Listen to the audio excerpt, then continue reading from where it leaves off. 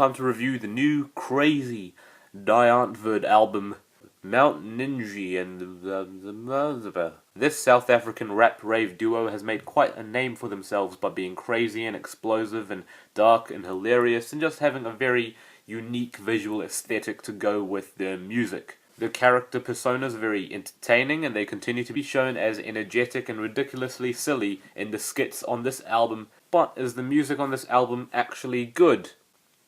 Well, I have to answer that question carefully because I'm at the risk of misunderstanding what Die Antwoord's appeal actually is.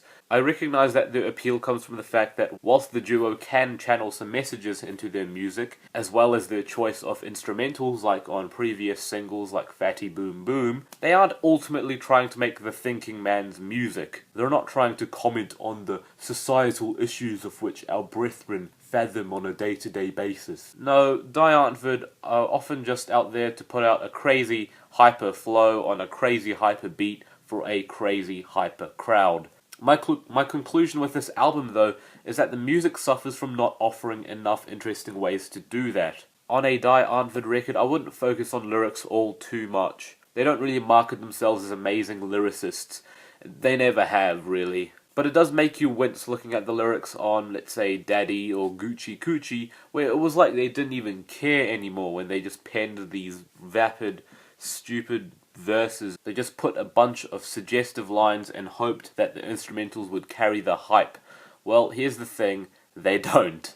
With generic rave instrumentals like on Banana Brain or the horrifically lethargic and boring beat on Fat Faded Fuckface, it seems like Die Antwoord are indeed aware of the parodious joke they're pulling off in their music. They're making fun of a lot of the cliches in modern hip-hop. But the weird thing is they satirize it so well on Fat Faded Fuckface that the music they put out becomes just as painful to sit through as what they're trying to parody. On Fat Faded Fuckface, I almost fell asleep from just the sheer lack of enthusiasm on this track. And that was definitely intentional too. They wanted it to be a bore. It had to be intentional. The bits on Mount Ninji and The Nice Time Kid that recaptured my attention were the skits. The skits, not the actual music, but the sketches that are in between, like that interlude a lot of the album. We're talking skits like Rats Rule and Jonah Hill and Wings on My Penis. But some of those skits are only enjoyable thanks to the guests, like whoever Lil Tommy Terror was. He was very entertaining on the track Wings on My Penis, as well as Jack Black even on the track Rats Rule, where he's pulling off this very theatrical, over-the-top